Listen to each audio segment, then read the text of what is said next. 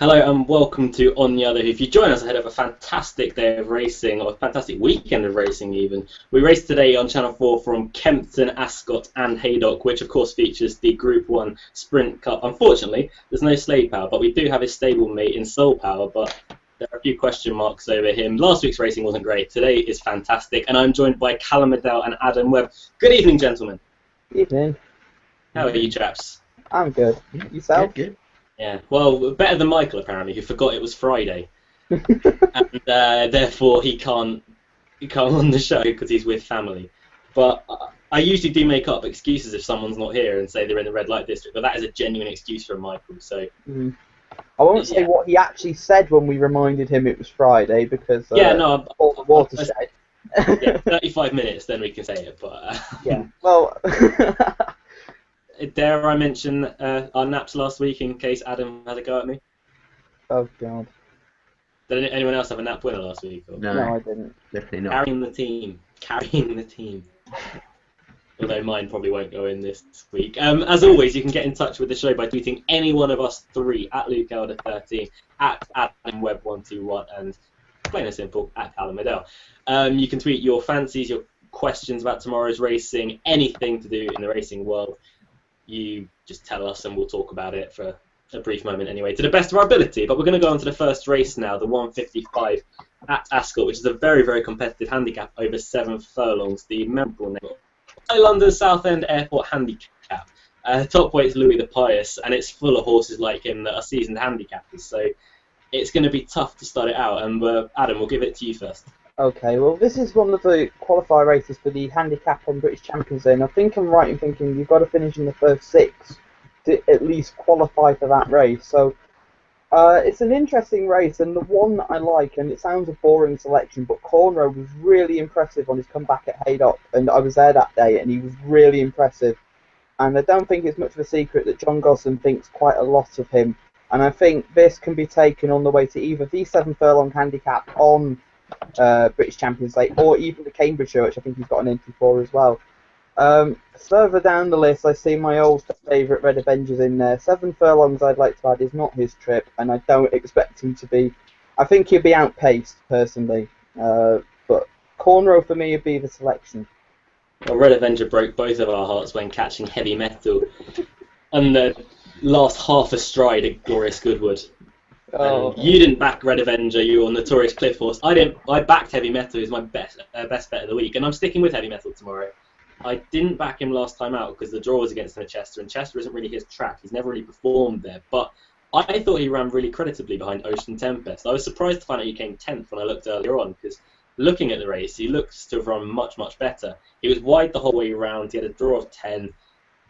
Coming into the home straight as well, he went even wider, but started making ground. So back to Ascot, which he won the International over, course and distance as well, may I add, that he could just return to a bit of form. I still think he's better than a mark of 99, and his Goodwood run and his Ascot run in the International would suggest that. So I'm going to give him another chance tomorrow. Also worth noting that Joe Fanning prefers Heavy Metal over Almago, who won at Goodwood last week. But Heavy Metal is, who won at Goodwood last time out, not last week. But Heavy Metal's the one for me. Callum, you liked Heavy Metal at Goodwood, but you're probably going against him today. I'd definitely give him a chance, because you can clearly excuse those last 2 runs, and before then he looked really progressive, and on 2-year-old form he's still well handicapped. Like you said, he never runs well at Chester. I think he's 0 from 5 there, and he's never shown anything there. And he ran very much in snatches last week, so a more galloping conventional track with a stiff finish like Ascot I think will suit Heavy Metal, and if he doesn't run well tomorrow, I think then he's one that really has gone off the boil. I wouldn't really read too much into the jockey bookings because Royce and French rode Almago last time at Goodwood and gave it a cracking ride, so I think he deserves to be still on the horse, and Fanning's ridden Heavy Metal quite a few times. Cornrow, he deserves to be favourite, probably going down in trip, probably to get into that handicap on Champions Day, which is just the kind of race for him, and maybe just try and get him to settle better. I mean, he led the whole way at Haydock last time out, but he was quite keen early on. I know it's his first run of the year as well, but he's got stacks of potential, whereas most of them don't. 4-1. I just don't know if tomorrow is going to be his day necessarily. I think he's probably going to be aimed for that handicap that he has to qualify for. So I would probably go for something else. I quite like Day of Conquest for Richard Hannanyard. You can totally scrap his last run on soft ground where he was way too keen trying a mile, and he just hated the ground as well. Return to faster ground will suit. He was second to safety check at Goodwood, finishing very fast on his first run of the season. He's not that well weighted in regard to that rival who is second favourite in the market, but I just think he's got a bit more improvement in him, and 14-1 compared to the 7-1 I think it's a little bit of price disparity, and Ryan Moore's on. So yeah, I'll have a small each way on Day of Conquest at 14s. That's fair enough. We have just got a tweet in from Chris Bradburn, who of course is usually a regular on this show. He's reminding me that he had a nap winner last week, and then he also reminded me that it was at 1-2. It's not that. It's not the worst. It's not the worst. I don't think it's priced. Yeah, he's 3 times the tips than Michael is, because Michael tipped one at 1-6 once. So yeah, Red Sherlock. Yeah, but a nap winner is a nap winner, my friend. That's a rubbish price about it. We move on to Haydock though. Yeah, 205. The Betfred Mobile Be Friendly handicap over 5 furlongs. Barnet Fair's the top weight. It's been a fantastic form so far this season, including a win at Glorious Goodwood in the Stewards Cup consolation race. Adam, we saw Barnet Fair at Ascot, and he looked $1 million. Is it maybe gone a little bit over the top now? Because that seemed to be his little gap where he should be winning in. 35 days after that, would you still be giving him a strong chance? Definitely. I mean, I think the market's got this race spot on. I think Barnet Fair, for me, is the likely winner. I'm very interested that Richard Hughes takes a ride as well. I thought his win at Goodwood was a good win. The main dangers, I think it's got it spot on. I mean, Confessional won this race 12 months ago when he was 16-1, and I'm not going to name who put him up that day. I was keen on longer weighted last time out. I thought that conditions had come right for him at Epsom. Obviously, it was a void race, but he was really disappointing that day. On the basis of his second to go far at Doncaster, I'd give him a real sweep here. But I think Barnet Fair is your likely winner. Yeah, I think a few people would agree with you on that. Callum, your fancy for this? Yeah, it's quite an interesting little race. Barnet Fair favourite, but there's a couple of reasons why I want to oppose. Firstly, I'm not sure the ground's going to be that fast, and I know all his best form is on good to firm ground. He does like it fast. Also, he's up £6 for his win at Goodwood, which was an impressive win over 6 in the Stewards consolation race. But Cam Hardy also rode that day, so he's actually kind of got £11 rise for that for a short head win. I know it's probably a better race than this, but I think that's enough to oppose him at 9-2. I like High on Life, the 3-year-old. I want to keep on side.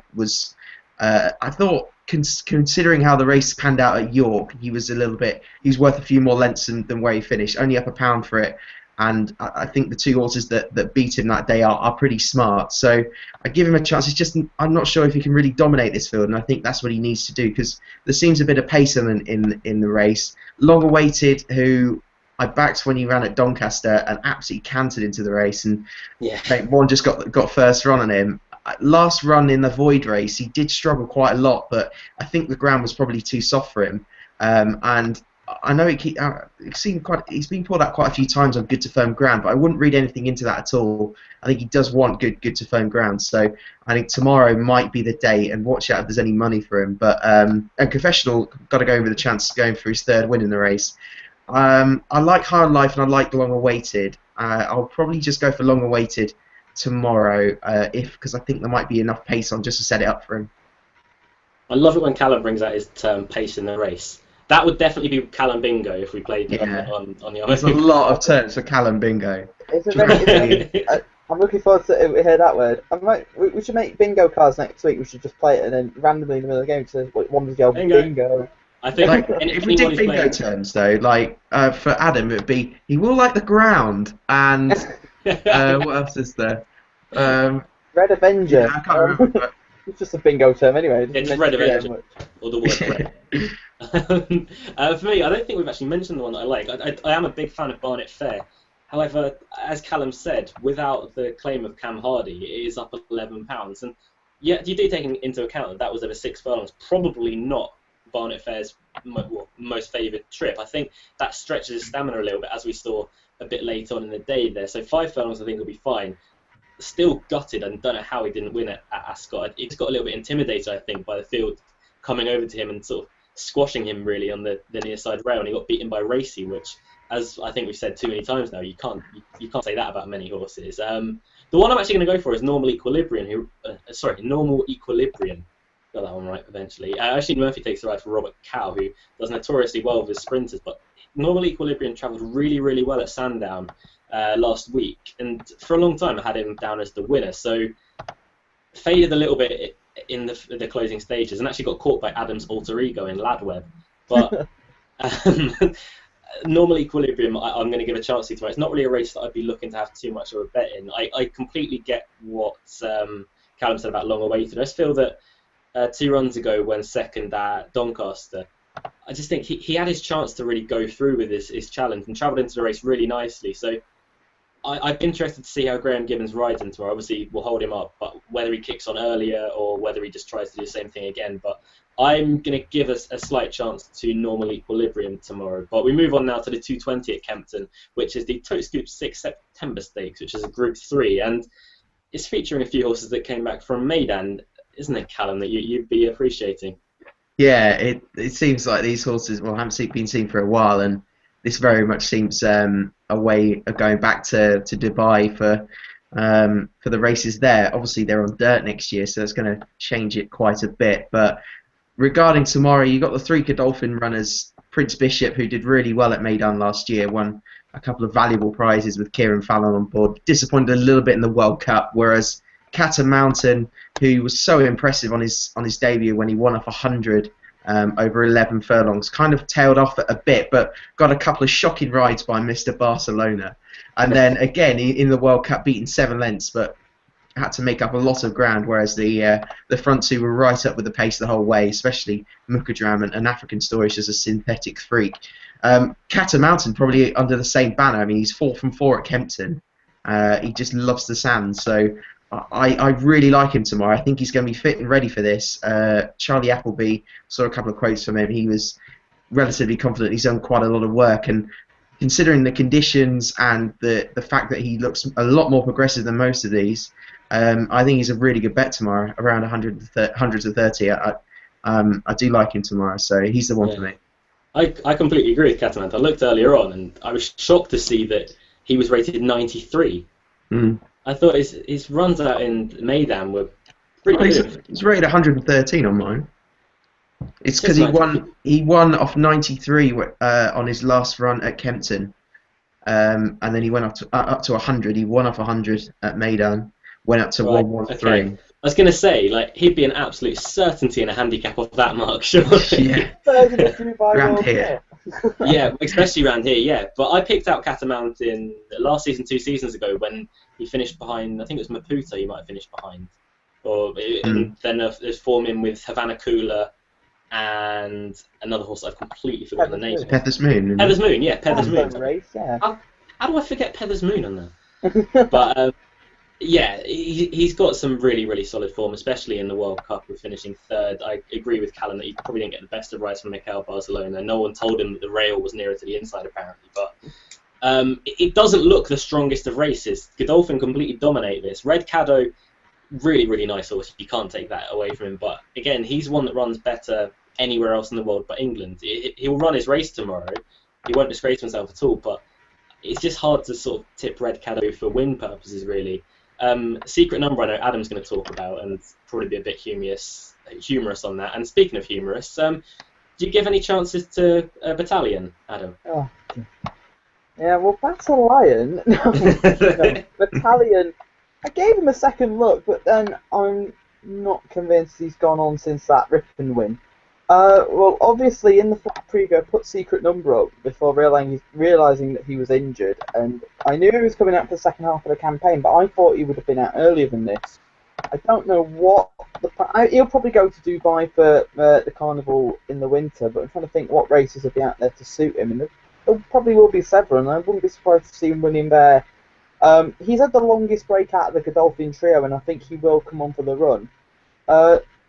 probably would side with Catamount based on the Dubai World Cup third, and I just think in this race, I said to Luke earlier, this is one of the weirdest races I think I've seen in a while, just because you've got the three Godolphin horses, you've got Red Caddo who's Melbourne bound, you've got Dandino who's Australia bound, and them two will probably want the run as opposed to be winning it. So for me, it'd be Catamount. Although, to be fair to Red Caddo, I thought he ran really well at Newbury last time out. I thought he was actually going to win at one stage, and I wouldn't be surprised if he actually chased him home, with Secret Number needing the run a bit behind. So, yeah, Catamount for me. I think I picked two horses that aren't actually running anymore in the flat preview, so by my term, you've done pretty well on that. You've actually got a runner, so yeah, go Luke. We move on now to Haydock in the 240, but don't forget first that if you want to get in touch with the show, just tweet any one of us three, at Callum Middale, at AdamWebb121, or myself, at LukeElder13. If you've got any questions, fancies for tomorrow, we'd love to hear them, and we'll read them out at the end of the show. But moving on, as I say, to the 240 at Haydock Park, the Betfred.com Superior Mile, which is a Group 3 over a mile. We've had one cat that's going to win, Catamount apparently.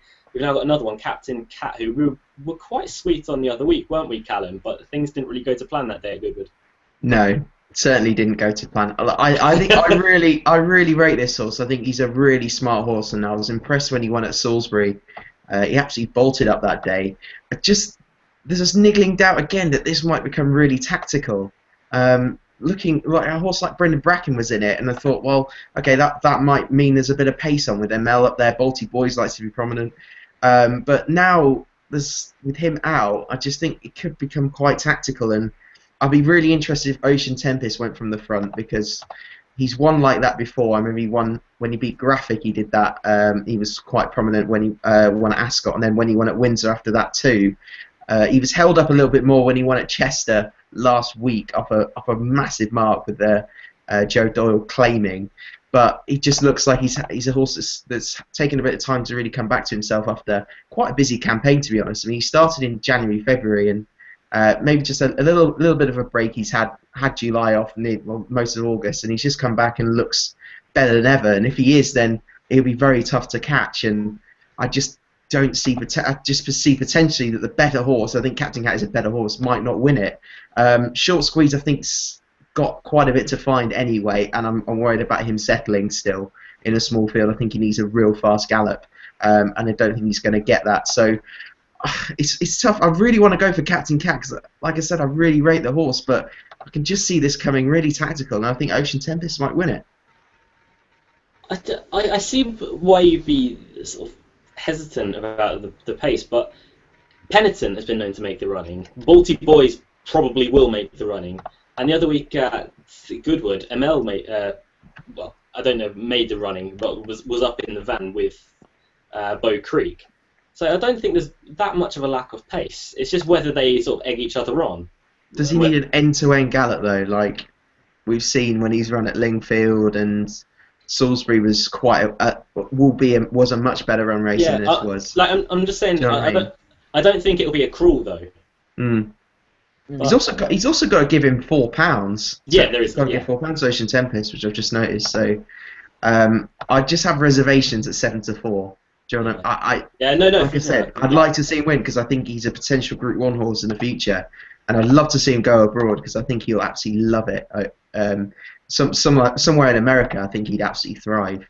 Yeah, I completely agree with you, Callum, on the two that I've got between is in Ocean Tempest and Captain Cat. I know Adam isn't the same, but for me, Ocean Tempest, I think they've been very wise giving him the mid-season break. He was in the sales and got withdrawn from that. But they've held on to him, obviously. He came up trumps last week when winning at Chester really, really nicely as well. So I think there still could be more to come from Ocean Tempest, but like Callum, I'm a big fan of Captain Cat. He just seems a little bit quirky, but he's very, very talented. And again, like Callum says, I wouldn't be surprised if he can make up into a Group 1 contender. This isn't the strongest of races. There's no sort of depth all throughout it. There's a few at the top. Short Squeeze has got to improve for me. So I would have it between Ocean Tempest and Captain Cat. I would give slight preference to Captain Cat, though, over Ocean Tempest, unlike Callum, which is the only thing that I've said that's unlike Callum in that race. Now, Adam, you're going a completely different view, aren't you? Yeah, I'm actually going with Short Squeeze. I was so impressed with that handicapman. I know he only beat Top Notch Tonto ahead, but that is probably one of the. I think it will be the ride of the season from Pax Mullen, and he takes the ride again, which for me is a huge positive. He has the tongue tie on again. He has the headgear on again. I think he can improve, and I think he can win this race and make it a very good day for Hugo Palmer, as one of his other horses is my Nap later on. Captain Cat should be okay on the ground. I mean, they were worried that it was going to be too quick, but with how it's been the first 2 days at Haydock, I wouldn't be worried for him. Captain Cat, I'm so pleased that James Doyle actually came out and said that he gave him the bad ride at Goodwood, because 9 times out of 10 jockeys wouldn't admit to that. So fair play to him for holding his hands up, saying he got it wrong.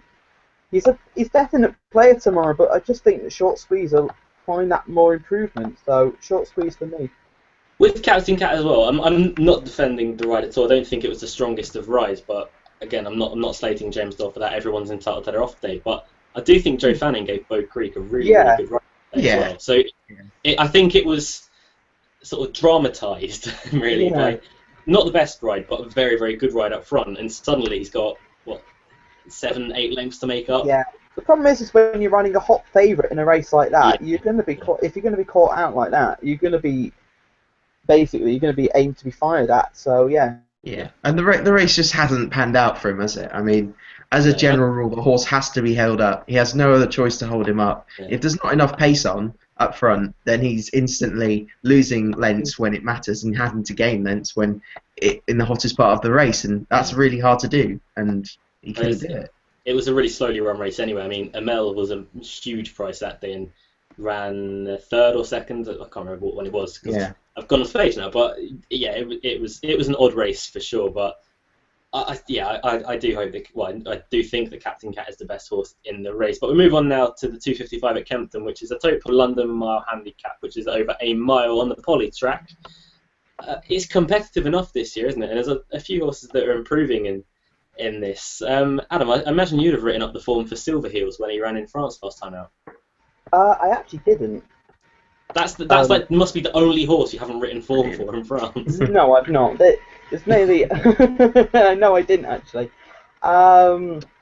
This race is interesting though. It's not a race that I really want to be getting involved in tomorrow. The one I have gone for is Lawman's Thunder, who for me has just been trotted out for this race. I mean, he's won 3 on the bounce at Kempton. So for me, it's a track that he likes. The last time he beat Lorty by 4 lengths, and then he went to Ayr, and he was disappointing that day, but he's been given a break since, and I think this has been the plan for Ishmael Mohammed. So I think Lawman's Thunder would be the one I'd be siding with. Yeah, I'd completely get the angle on Lawman's Thunder there. I'm going to go for one at a bit of a a bigger price than Lawman's Thunder anyway, but I'm going for George Stank, who comes with his quirks. That's an understatement, I think. As soon as he hits the front, he's worse than Archibald. He just stops completely, and that put him out at Sandown when beaten. But I think it was Billingsgate that beat him at Sandown that day. He just hit the front that too early, and they learnt a lot about him that day. He got away with it at Ascot off a low handicap mark, but I just feel that last time out he didn't quite stay. He travelled into the race really nicely, and he got a really nice ride from Cam Hardy. Louis Stewart takes off 5, so effectively he's taken off £2 more than Cam Hardy did last time out. Got beaten 3 1/4 lengths, but drops back down to the mile, and it's going to be. I can't imagine him as being one that won't like the poly track. He's run okay on it before at Kempton, so I don't see it as any kind of problem at all. I just really hope there's strong pace on. I looked through the field earlier on, and there are some pace sort of angles, and quite a few of them as well. So I'm hoping they engage each other, so then it will sort of fall in the lap of George Stank, and Louis Stewart can afford a nice easy ride to come through because he does all of his work on the bridle. So for me, I think George Stank is well worth a go at about 12-1, but you will be ripping your hair out if everything does come off, but hopefully it can come off. Callum, your fancy for the London Mile? Yeah, I think this is quite a good race. 2 stand out head and shoulders above me, and they just happen to be the 2 at the head of the market, to be honest. Bucks Day was one that I had in the tracker. He won really well 2 starts back at Kempton, beating Masadas, and won it very comfortably, beat him very comfortably, and they're on similar enough terms. And then I thought he was quite unlucky from a wide draw when second to Extremity, and Extremity's a really good horse, so I think he's got a a very, very good chance tomorrow. Like you mentioned, the pace. I just worried because the front two want a strong pace. George Sank wants a strong pace.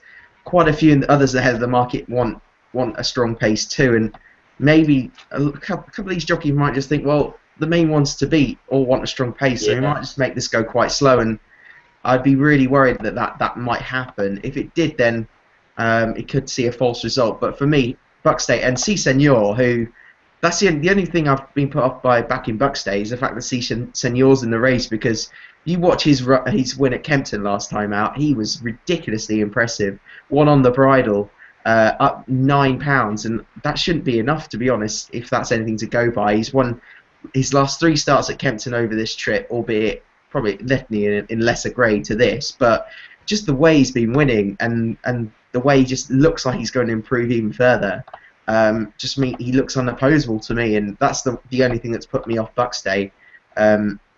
It's handicap I'm going to leave, but the front two are well worth keeping an eye on wherever they go.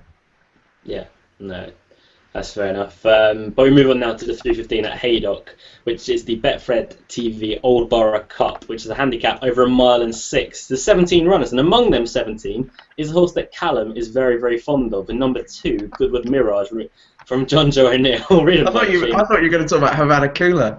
No, Goodwood Mirage, my friend. Talk about Goodwood Mirage. Yeah, good. Well, they put it in the wrong race. There was a race at Romford for him, but he's not got in. Oh!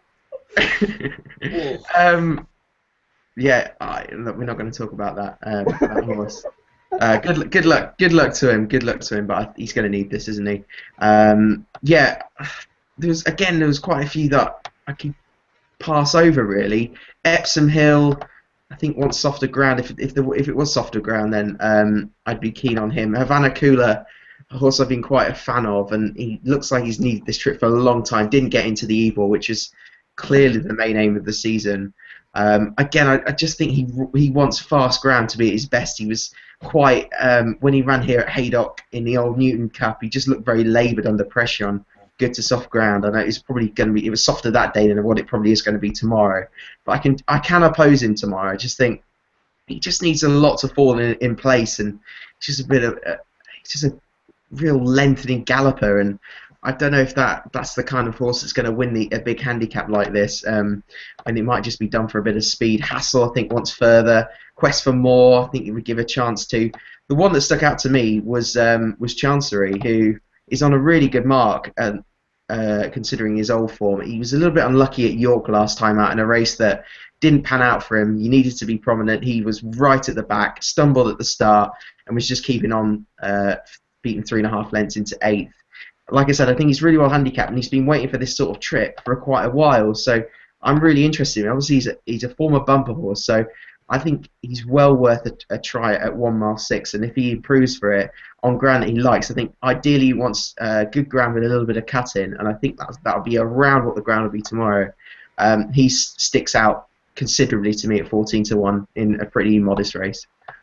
Yes, there'll be a few people out there guessing that I'd be siding with Communicator, and I can't keep doing that. I can't keep going with Communicator, but I am going with one that Callum actually mentioned and dismissed in Hassel, who I completely get why Callum says he needs further, and in likeliness he probably does need further, but last time I have him down as a victim of the Sugar Cup. Obviously, Sugar Cup, you get randomly assigned a jockey.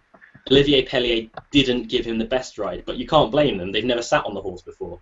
So he was held up, still on the bridle, turning for home, but with 10 lengths, probably a bit more to make up. And he did start making up the lengths and got fairly close to Retirement Plan, who ran a fantastic race, I thought, in the Ebor a couple of weeks ago. But I just think Adam Kirby knows the horse a lot more. About 9-1, I think, is a fair bet.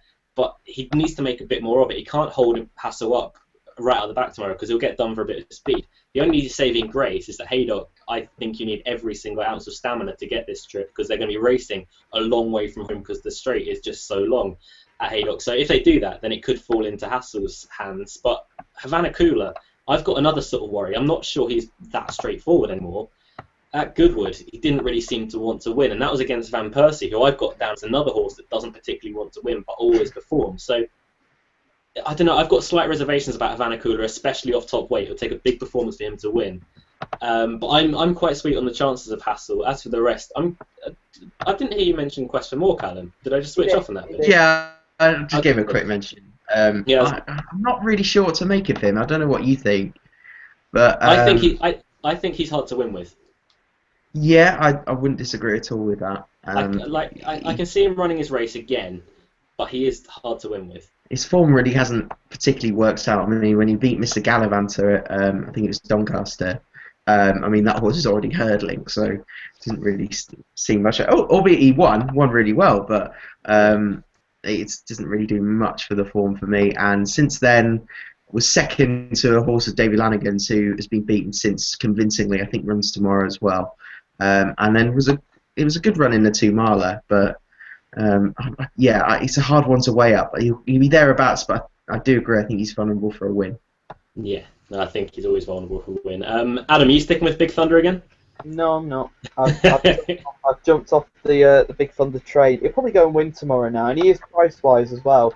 I did give him a look in this race, and I had a look at him and I thought he's interesting, but I just think that I don't know. I don't think he's actually good enough personally now. The one I have gone with, and that there is a little bit of rain forecast, and Callum said that Epsom Hill probably wants off the ground. But if a shower or two does come, I think Epsom Hill get in the weight because he is at the 3-year-old as well, and he could have ran in the final handicap where he would have had to carry top weight. Charlie Fatty's an improver. He won at Newbury last time, and he won really well.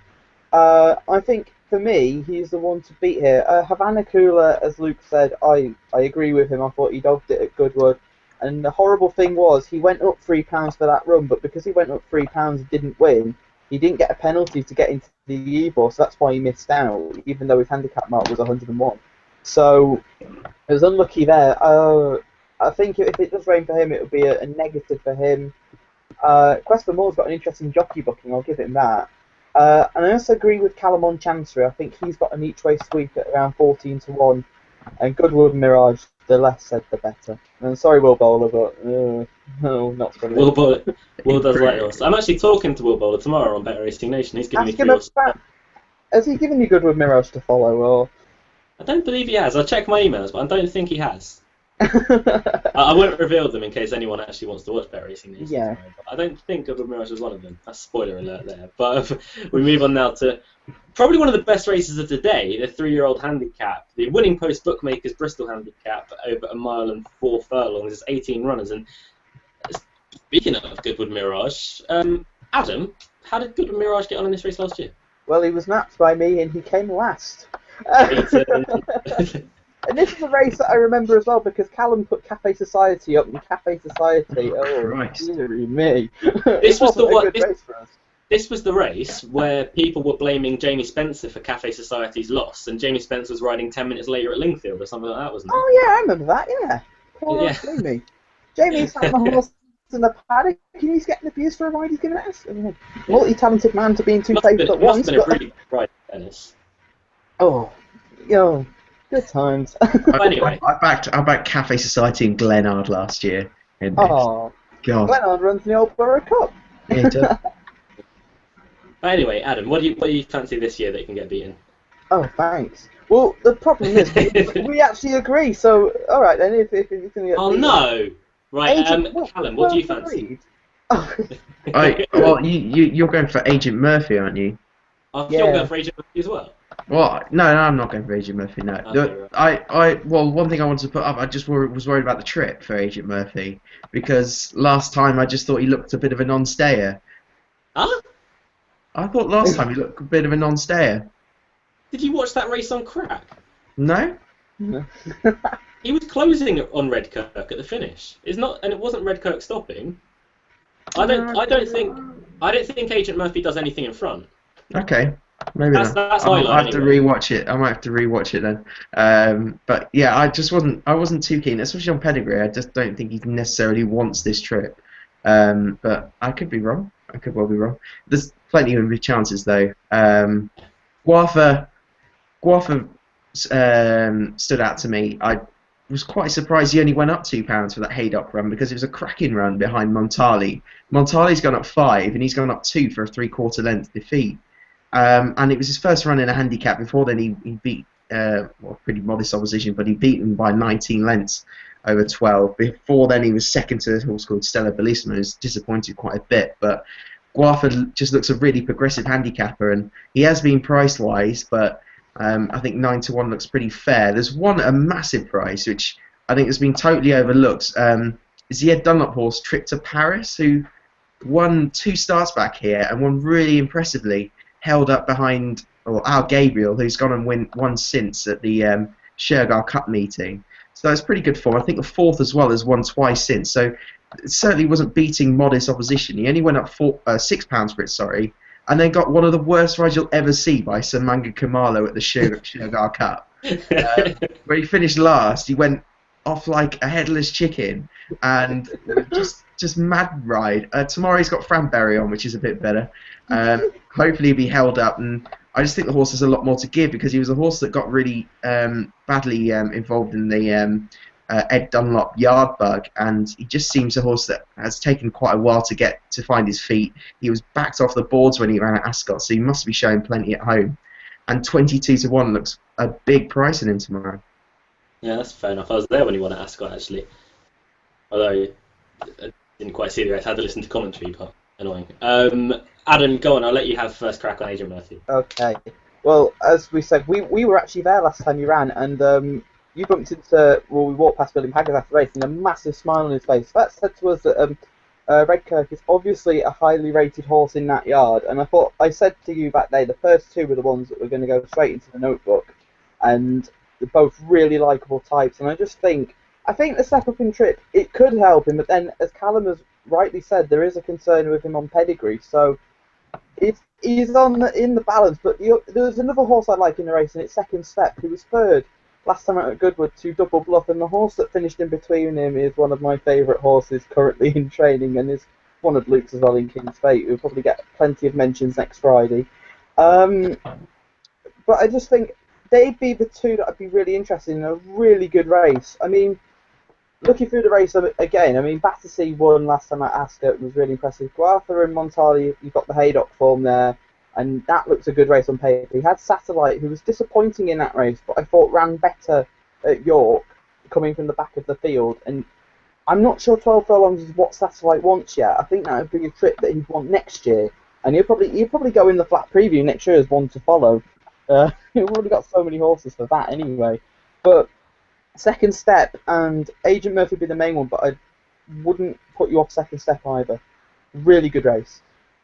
Well, I am actually very sweet on Agent Murphy tomorrow. It's about 14-1. I don't think stamina is really going to be any kind of issue for him. That was one of the things I had down as sort of a positive stepping up in trip. Last time out, he had to lead and make all, which I don't think is. I don't think that plays to his strengths at all. You see at Sandown, he was tracking the lead as Shafrar, and it was a slow pace. He came there travelling really nicely, so he's got enough speed about him, of course, but hit the front and then did absolutely nothing and just held off a Mark Johnston horse. So my way of thinking is that he doesn't really do much in front, and that seems apparent on all of his starts. Even on his maiden victory at Bath, he hit the front and did absolutely nothing. So that's my sort of line of thinking on him. I don't think the step up and trip's a bad thing at all, because when Redkirk went past him at Ascot, he sort of saw him and then started battling again, and they put some really good distance in between themselves and the rest of the field. I think one of them was it Matmu that lost his saddle in the Melrose? Yeah.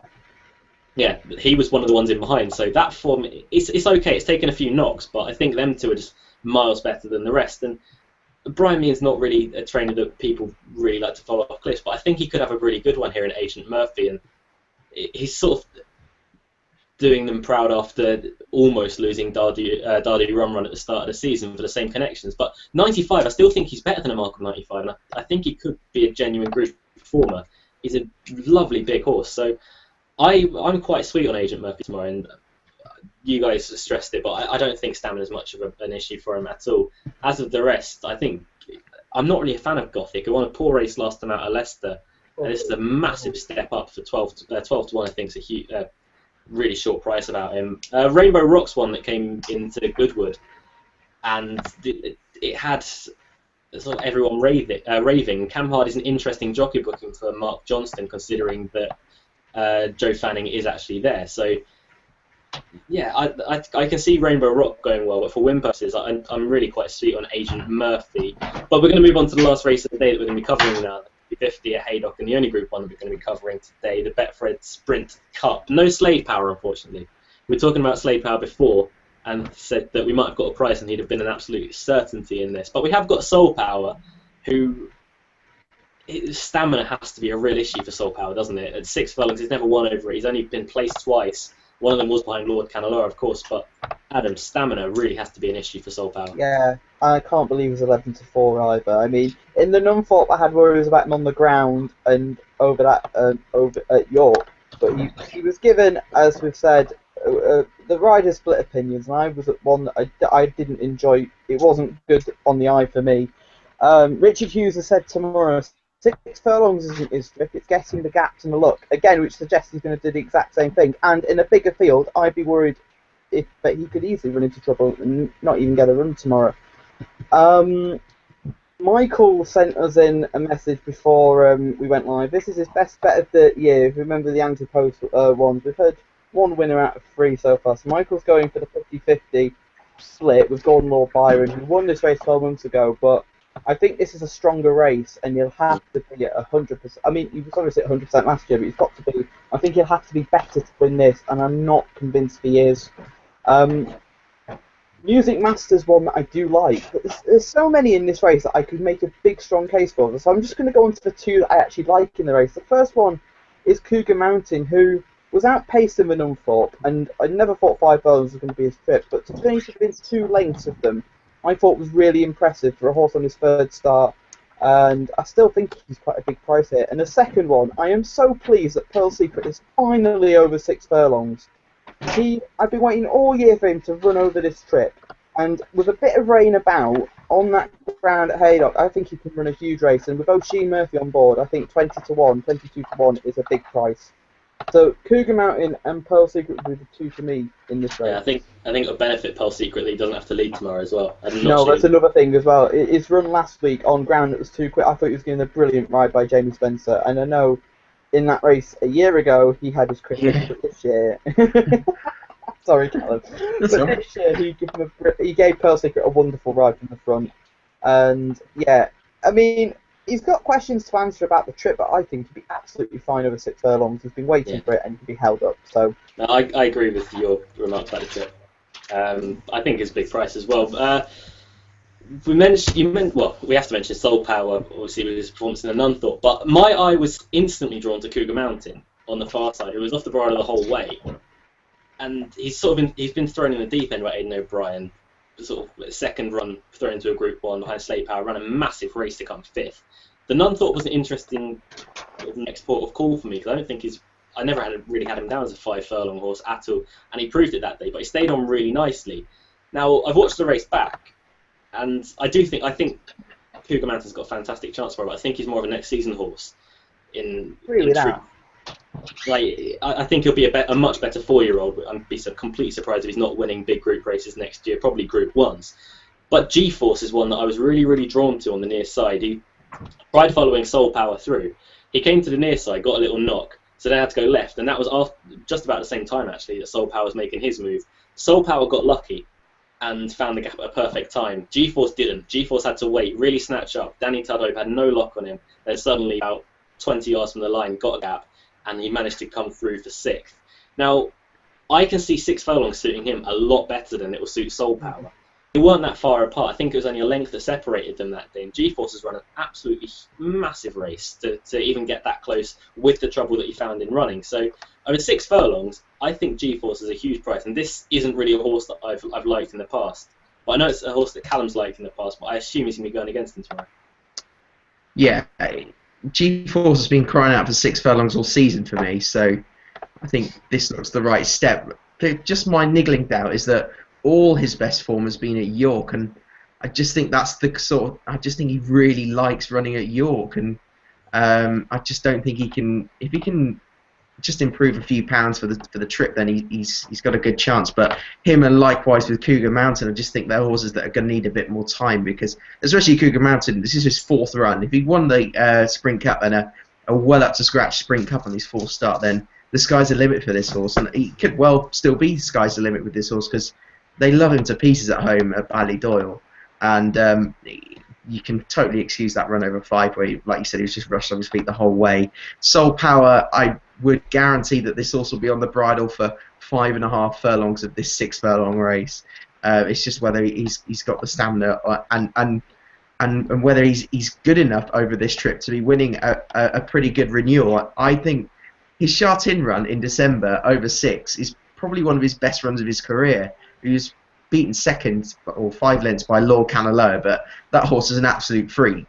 And it was a really good run, but that was on really fast ground on a turning track, and this is softish, well, not soft dirt, but softish, but decent enough ground, not fast, but on a straight track, which would be more stamina inducing. So I think it's well worth opposing tomorrow. If the rain came, I'd be keen on Gordon or Byron, but I think he'll be thereabouts, but it's quite hard for a horse to win this race twice. The 2 for me, Music Master, who I think is going the right way really fast. He's improved since he's been more held up in his races.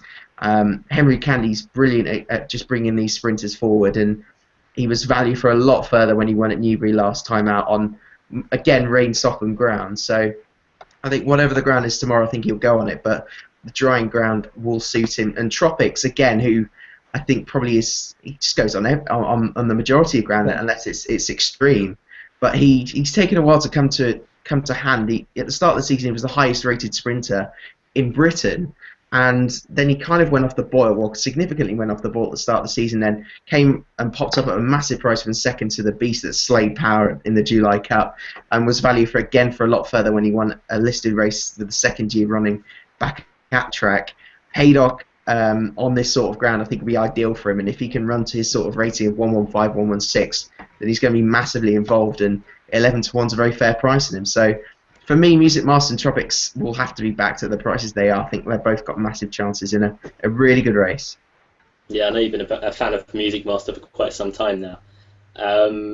Tropics I completely understand as well. He's actually come back to probably his best form, even somewhere near his best form. For me, I can't take credit for this because it was Chris Dixon's idea on Racing UK.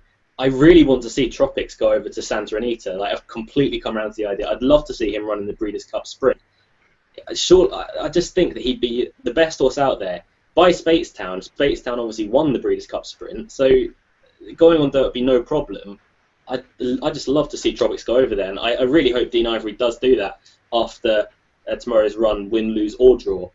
But yeah, I know I can completely see the case for Tropics, and I really do hope we see him in the Breeders' Cup very soon. But that's the last race that we have to cover today, guys. It's actually gone quite quickly for once. It felt anyway. One more point on the Sprint Cup. There's so many in the race you can make a case for. I actually found it hard to nail myself to two, if I'm quite honest, because there's so many in the race. Callum's gone for Music Master and Tropics, and they made, I think, a short list of about 8 and 9 that I had. So, well, you have. You look at the bigger prices. You have Group 2 winners in Movie Star and Hot Streak at 22 to 1. You have Marek and multiple Group 1 winner at 33 to 1. Obviously, they haven't got their conditions, but and you've got improving horses like Baccarat in it. Fantastic race, isn't it? If Slade Power's in this, it would just make it. It's a well up to scratch renewal, this race. Really fascinating. Yeah. Through to a few questions. Get my English sorted out there. Questions and fancies. Private Sean has said that he fancies Red Caddo and Captain Cat in a double.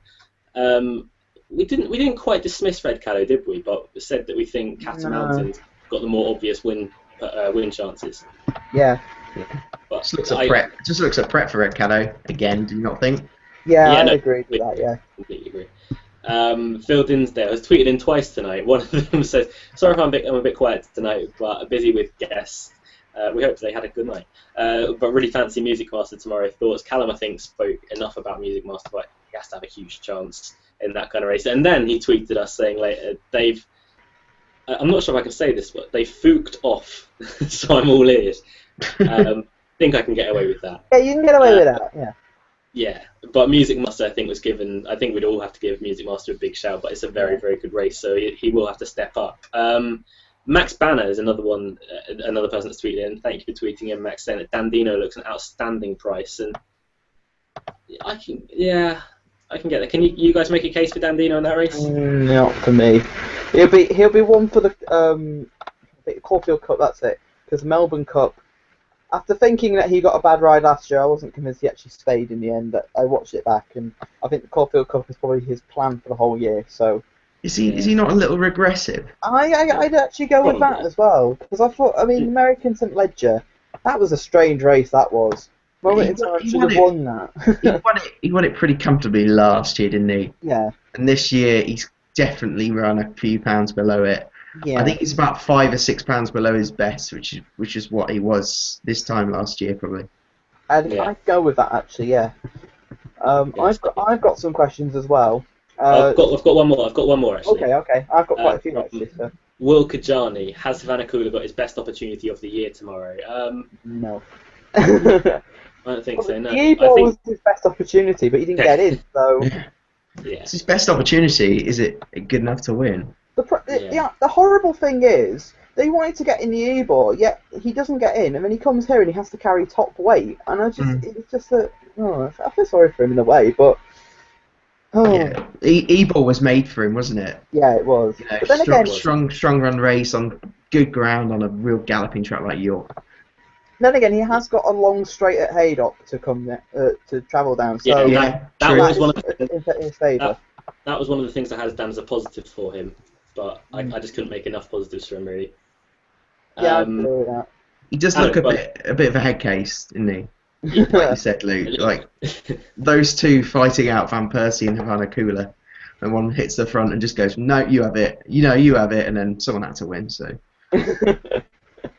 Agree. I agree. That's exactly how the race panned out for me in the last furlong. No, you have it. Oh, and then whoever won it got in the E-ball. So yeah. Right, Adam, questions. Right, we start with Private Sean again, who asked me if we have any fancies for the ultra-competitive racing in Turkey this weekend, as well as See the Moves winning distance sweepstake. Tormore, I think, is the obvious one. So what was that again? The ultra-competitive racing in Turkey and See the Moon's winning distance sweepstake in Baden-Baden, which is actually a really good Group 1. Wait, sorry, repeat that again? I haven't registered it at all. Ultra competitive racing in Turkey. Did you have any fancies? That's the first question. Yeah, right, okay, got it, yeah, I got it. And then the second one is See the Moves winning distance in Baden-Baden. Sorry, I just did not register that at all. I don't know if I forgot to listen or... Yeah. Don't worry, we all have them moments in the videos where you come to you're like, what? Oh. Yeah. I get it mostly when I'm listening to you, in fairness, but... Shut up. I just can't understand your non-English voice. In answer to the first question, I think Tormore's got to go near the top of the list. Step back up to a mile, I think, will help him. I even said earlier to Luke and Callum, I think Callum may have missed what I was saying because he joined in later on, but I was saying that I'd be interested, when Tormore actually learns to settle, I'd be interested in him at 10 furlongs because of the point we made about a week or two ago when Postponed won the Great Voltager, and the fact that the Grey Gatsby and Postponed are more stamina horses, and Tormore beat them in the Craven quite, I'll say, convincingly, and I just think a step up in trip potentially in the future could be for him.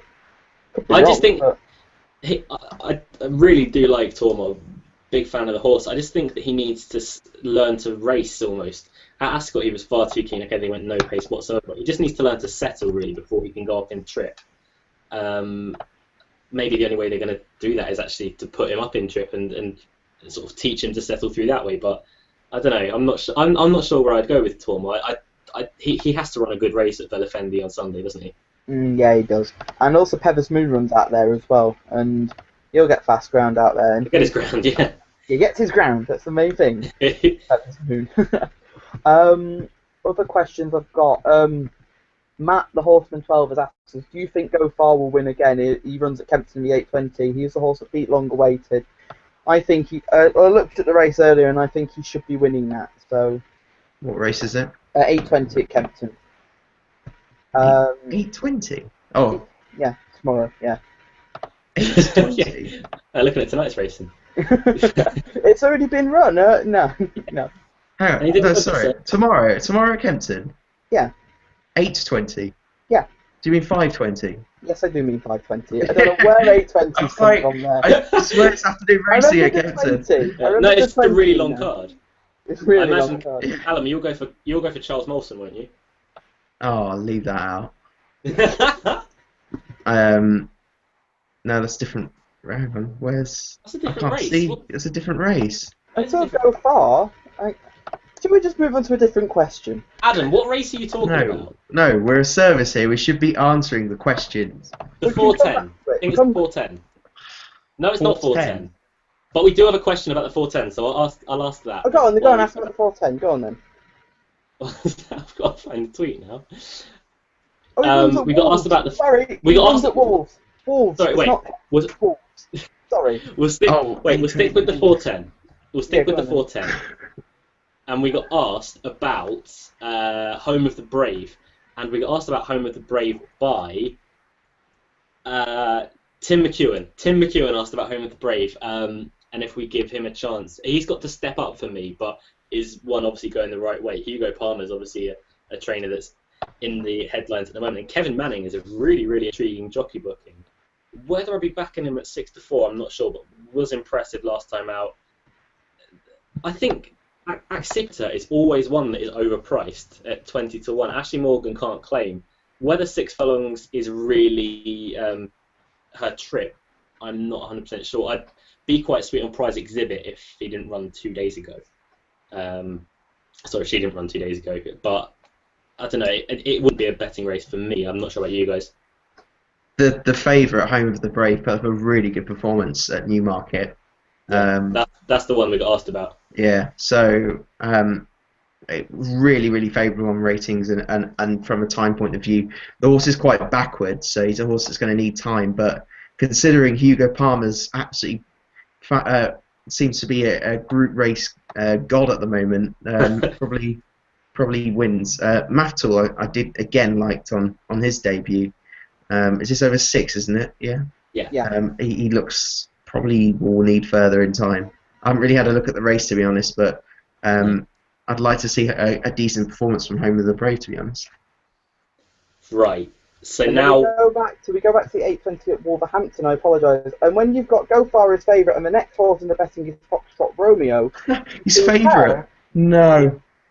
Go Far and Foxtrot Romeo, yeah, over an extended 5. I think Go Far wins that. I'd go for Speed Hawk. He pulled up lame last time out at York, and before then had a bit of a confidence booster at Bath. And he's a horse that's needs a little bit of time, I think, but he's going the right way, just about, and I think he might be good enough to win tomorrow. More questions. Is Slade Powell from Alexander Koch? Is Slade Powell worth a bet tomorrow? In my opinion, yeah, one is all on the over skinny him. side. The slight problem is Slade Powell doesn't run tomorrow. But yes, Soul Power is on the skinny side. Really skinny for me. I wouldn't be taking 3-1 Soul Power. if Slade did run, you'd be an absolute certainty. If Slade Power was 3-1, then yes, but no. I've got a few more as well, so I can get through these quickly. Okay, that's not a question. That's Jamie Brownlow's got in touch. Hi, Jamie. Well done with a late night request yesterday at Haydock. I think G-Force has got an each-way chance. Very unlucky at York. What do you think? I think the step up and trip will help, but whether the yep. Go on. I think I've said enough about G-Force. Yeah, you have said enough. But I could have guessed that Jamie was actually going to tweet in with the Midland Park horses. Yeah. Well, that's offensive. Request yesterday. They have got a good job. Yeah, and well done with late night request in the week, sir. Very good job. Well done. Other questions we've got. Chris Heath has got in touch. He's asked chances of Swivel in the 3:30 Ascot and SK Love in the Sprint Cup. SK Love, you've got to give him a chance. I mean, I think SK Love's had his win for the year. I'd go with that, but I wouldn't rule him out. No, I wouldn't. The thing is about SK Love, he won that race in a style that doesn't suggest the horse was actually SK Love. Like, not saying it wasn't him, that's just moronic, but SK Love doesn't travel that well into a race. He's Yeah, just I know. improved. He's just improved the fact, like I've said this numerous times, but he's proven the fact he doesn't have to run every 3 days. Yeah, yeah. But again, do you not think 7 furlongs is his better trip? I mean, Yeah. that was a best, his career best for Clive Cox, and his form over 6 puts him with a good bit to find with most of these. And you also asked about Swivel as well, who I'd give an each-way squeak to in the 3:30 at Ascot, but I think he's got to improve to be winning this race. Mm. To be honest Yeah, with I agree with that. me. Tony Martin's got in touch. He's asked for our best fantasy for tomorrow, which we'll come on to in a second, which will be on Has now. Tony never watched this show before? Oh, he's watching. He also said, "Tell Posh Boy I'm on his show tomorrow morning. Don't worry, he won't be embarrassing." I'm behind the camera tomorrow. I'm doing a special with Bet Racing Nation for a National Hunt preview, and I'll mention a bit more of that at the end. Other questions. Thoughts on Slade Power going down under from Derek Gamble Punt. I love that name. Him going to Australia. It's an interesting route to take. Whether he'll be good enough to win down there is another thing. But as Edward Lynham said after Newmarket, he's probably the best sprinter in Europe right now. Definitely over 6 years. Yeah, I think over 6 he is. I'm 5 Soul Power is too. But the Aussies are usually better sprinters anyway, aren't they? Their sprinting program is just so wide and variety. Lankan Rupee is the best probably at the moment, isn't he? So yeah, he is. If they meet, it'd be a great race. But I think Lankan Rupee will probably win. Yeah. Oh. That's hard for Slay's #1 fan to say that. Yeah, just on fast ground, likely fast ground. In Lankan Ruby's home conditions, I just think he's just gonna have too much for him. But I really hope I'm wrong, and it'd be some coup if they went down and won it, wouldn't it? Well, Private Sean's asked me 2 more questions. I forgot to answer the See the Moon winning distance. I don't have a clue personally. I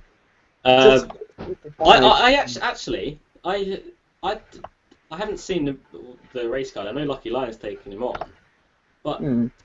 There's been a bit of negativity around Stephen Moon, hasn't he? There has, yeah. He's been in the vets for a week. He was in the vets for. Yeah, he was, yeah. And I can't see this being. If he's not 100% fit, I can't see them wanting to bottom the horse before the arc. And Christoph Sumion earlier today came out and said that he's told his super sub replacement, Christian De Muro, not to be too hard on the horse. So. Yeah. I think he can. Then again, Novelist and Daydream weren't exactly impressive in this race either. I mean, Novelist only scraped home in this, so I wouldn't be surprised if Stephen Moon actually either scraped home or got beat. I wouldn't be surprised. What beats him? Like that's the thing, though. The majority of the horses, well, he's beaten a lot of them already, and Lucky Lion doesn't stay this trip at all. He doesn't have to run to form though to win. I agree with that. No, but it's a really. For Group 1, I'm sorry, but that's not a good Group 1 for me. No, Take out See the Moon, it could be very good, and Lucky Lion is a Group 1 horse. The rest of them aren't close. One more tweet filled in says, yes, lead Foxtrot Romeo alone because it's Adam's horse. It's not really my horse, I only put him at 1. Your horse, you've been assigned it. I'm not being assigned Foxtrot Romeo, I only put him at once, and he's a rogue. Look, if Phil says it's your horse, my friend. You only watch the viewer is always right, apparently. No, the viewer's not always right. I wish. They wish, but nah. In fairness, we're very rarely right as well. So. Yeah, true. Tony Marto, you asked for our best bets of the day. That's exactly what we're going to give you right now. Callum, my friend, what is your nap of the day? Catamountain's my nap tomorrow. Catamountain. Adam? I'm going for Hugo Palmer. He's going to have the best day of his life tomorrow, basically. He's going to have 2 group winners. And my nap of the day is in the 340 at first, his extremity off top weight. He meets Master of the World again, but on better terms. Ooh. And I think off top weight he can win, and he'll go on to win a bigger prize either later this season or next year. Right, he'll need to win that to get into the Cambridgeshire. Yeah. So I'm hoping that's where they're going to go with him. That's where I hope. So yeah, extremity for me, and I'm fairly sweet on him. It'll make up for ascription last year anyway, wouldn't it?